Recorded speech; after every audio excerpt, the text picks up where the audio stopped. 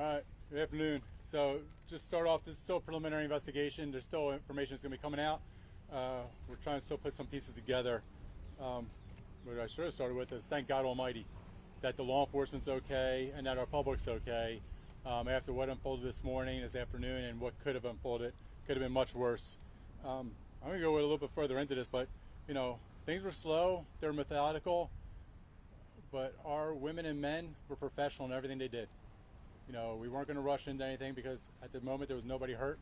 We wanted to make sure that things are done properly. And that's why we're very blessed. Everything worked out very well for law enforcement.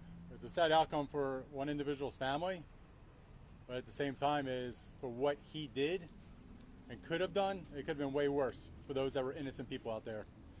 So I want to start off, I want to thank FDLE. We have Special Agent in Charge Mark Brutnell, Tampa Police Chief Lee Barcall, Zephyr Hills Police Chief Derek Brewer, U.S. Marshals were involved, the Pasco Fire Rescue, Hillsborough Sheriff's Office, their EOD was here for technical support. I also want to thank Lowe's. We're in the parking lot, and honestly, you talk about a great community in Pasco County. Lowe's came above and beyond to assist us because we were out here for a long time today. So we thank them for that. The suspect in this case is Alfredo Luis Rodriguez. His date of birth was 2/25/92, and he was 31 years of age. And the location was right up the street at Ruth Avenue and 301. This morning, the Tampa Bay Marshals Task Force assisted. They were called out because Mr. Rodriguez had a couple warrants. An active felony warrant, Pasco County for criminal mischief, an active Hillsborough warrant for a VOP out of grand theft out of Hillsborough, and probation for grand theft in another location. But the primary reason was he was a suspect in a homicide. And so because of those warrants, we wanted to bring him in, and the agencies that were involved wanted to talk to him about the homicide that he was possibly involved in. Arrested, you know, he had a long history. He was arrested for resisting with violence, battery, hit and run, DUI, and leaving a scene of a crash. So this is somebody that's been involved in the criminal justice system for a few years. Around 6:45, the Pasco Sheriff's Office detective who was on the Marshals Task Force notified dispatch that he was going with the U.S. Marshals Task Force to the location to serve the warrants. They notified patrol. As they were going up, they go to the door, they knock on it, and the suspect's girlfriend answers. They quickly take her from the scene. She's pregnant. They wanted to get her out of there because they were afraid he was going to be violent, which their instincts proved to be right. Very shortly after, he starts firing rounds at the task force. At that time, a member of the Tampa police officer who was on the task force returned fire. Pasco Patrol starts hearing this over dispatch. They start arriving on scene. The suspect then continues to fire rounds. At one point, a Pasco deputy returns rounds on the suspect. So this just leads to the very beginning. This is still 7-something in the morning when this is going on. You know, as this is going on the rest of the day, our members go out there, our SWAT team gets activated, hostage negotiation gets activated. All these agencies you see here today put forth all the effort we can for a peaceful resolution. You know, and these type of things, I get it. We can be cowboys and run in there, but that's not what we were supposed to do. We were trying to find a peaceful resolution because what we did not want is one of our members shot. What we did not want was one of our canines shot. And what we wanted to do was find a peaceful resolution to this situation. The other one too is we very quickly, while this is going on, was remove the citizens in the area that we felt were at risk.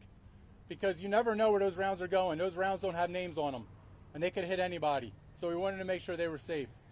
So as this day was going on, our tactical team went out there, hostage negotiation, our drones, everything we could utilize to have a peaceful resolution. So we were going through this methodically, and the suspect was talking to us throughout the time.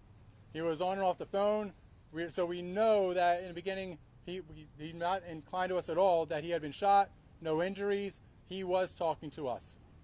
Around 12:45, we know there was one room left that he was in. Our robotics, drones, everything we were trying to do to get back there, the women and men, the SWAT team, everything was going forward. We were trying to still negotiate with him. However, at some point, we were able to make entry into that room. As we made entry, we realized that the suspect had possibly self-inflicted gunshot wound to his head. So we're still working on that right now. But I can tell you that there is a resolution to this situation. But I want to go back to one of the things I said earlier. We are blessed by God that nobody, law enforcement was hurt, no citizens were hurt, none of our canines were hurt. The other one too is we're blessed by God to be here in Tampa Bay. To be here with these outstanding women and men in law enforcement and public safety, our fire rescue out there, everybody. That, it's a sad day when these things happen, but at the same time is that we come together.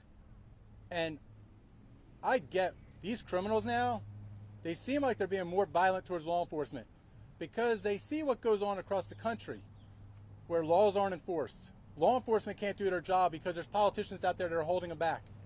That's not going to happen in Tampa Bay. That's not going to happen here in the state of Florida. We will enforce the law.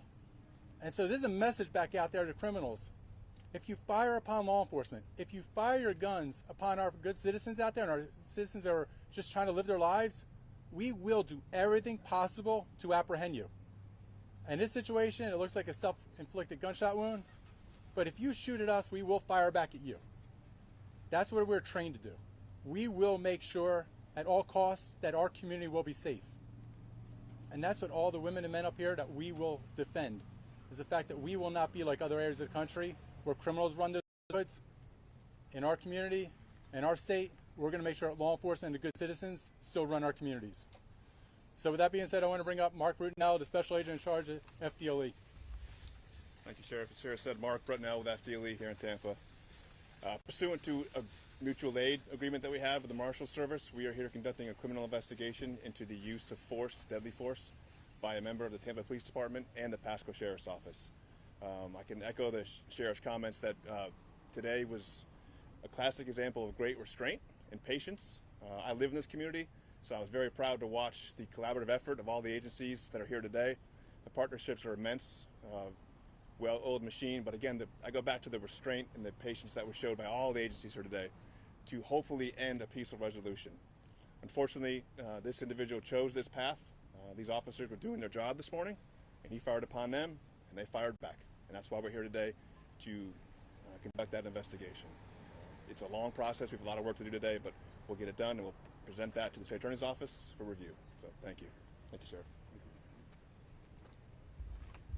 Lee Burkaw, Chief of Police for Tampa. The Tampa Police Department plays a significant role in the U.S. Marshals Task Force.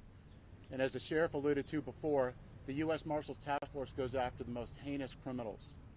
They are the best of the best, the most highly trained that go after our worst of the worst. And in this case, we had an outcome where the citizens and the officers were okay. Obviously, that's our main concern. And the officers, thank God, they were shot at. We had our officers that were shot at, and one of my officers returned fire. And thank God they were not hit. In this situation, we owe that extra training to the U.S. Marshals for their extra training that they provide for our officers to do this. The community and our task force and all of the agencies that are out here at the Tampa Bay area, like the Sheriff alluded to before, has an excellent working relationship with all the other criminal justice stakeholders and the community members themselves. And that's why we're at this resolution that we're at today. So thank you. Any questions?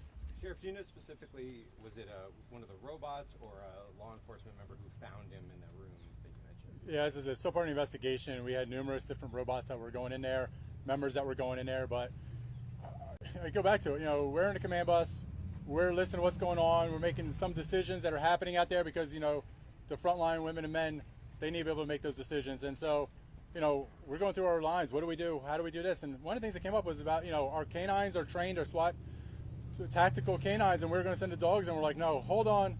Let's get those robots in first because we all agree we do not want to put those dogs in harm's way. This guy's already shot at law enforcement. He's shot at people. We don't want to harm a dog either. And so, sending those robots in, sending everything in. So I'm not sure if it was through a mirror that they were able to get into that room, or was it one of the robots that got in? But this is where I go back to, public safety isn't cheap. We deal with protecting lives, and so any tool possible, we can have resolutions like we have now where 10, 15 years ago, that SWAT team would have been kicking indoors, going through, and now the professionalism is immense right now. It's been always great, but with what we can do with technology, it gets even better, and we can make things safer, but at the same time they cost money. But no matter how much hardware we have, how much software we have, it always comes down to the human heart and the human head. And those are the things that came together to say, hey, let's get in there and make sure everybody's going to be safe. And like it was alluded to before by Special Agent in Charge Brunel, he chose his own fate. He had hours to come out on his own. He had hours to make a decision and say, hey, you know what? I did something stupid, but let me end this peacefully. He chose his own fate. Any general thoughts on what he said in the conversations that he did have over the phone? I don't know what he was said to hostage negotiators or what he said to other people that were on the phone with, so sorry. Sheriff, can you tell us what homicide he was believed to be a potential suspect in? Yeah, so that, I don't want to get, it's not a Pasco case. It's one of the jurisdictions and with an outside county, so they were still going through some things now, so I don't want to interfere in their investigation. It's not a Pasco Sheriff's Office investigation, but we were out there to assist with the Marshals Task Force to go out there to apprehend this person to bring him in for questioning. Can you say if it was like Hillsborough County, or are you able to say? It was a jurisdiction in Tampa Bay. Yeah. Sheriff, we heard a couple loud booms coming from the house, and we saw the battering ram, and I know we heard that the fire rescue structural team was coming in. Can you tell us what was used to try to get him to come out? What tactics? Yeah, so if you heard a boom, that's the flashbangs. Repercussion bangs, trying to get movement, trying to get him to, so we know, there's sometimes he won't talk to us for a little bit, so we just want to make sure he's alive. There's been points where he got up, our people knew he was walking around, so we knew, he was still alive at that point. With the Bearcat, we were trying to go through some windows. We had to get through some windows to make sure that we can get the tear gas in there. Unfortunately, it probably wasn't the best structure to begin with, structurally sound building. So you take a window and things start falling. The part with fire rescue, and I give Chief Perez credit, this is probably the first operation we had, because the evolution of our partnership together with Pasco Fire Rescue, the medical side, the tactical side, they were out there for several reasons. One is, if God forbid somebody got shot on our side, we were able to render aid quickly. If the suspect came out and he was wounded, they were able to render aid quickly. The other side of it is, if you don't know what this guy's doing inside. You don't know if he's going to start, if he has gasoline, he's going to start a fire. They were there to make sure that they can turn that fire off, put water on it, put foam on it, do something like that. So that's the whole part of slow and methodical, but having the right pieces in the right place. As I said, there's times where we have to go in hastily and take care of a situation. There's other times like today where we can just methodically go through it, but it was not the best structurally sound building to begin with. And so we have to make sure that as we go through it, it was safe. Right now, what Fire Rescue is going out there for, and we appreciate Chief Perez and the team, is making sure that building does not collapse on forensics as they're going into that situation now. Yes, ma'am. Okay.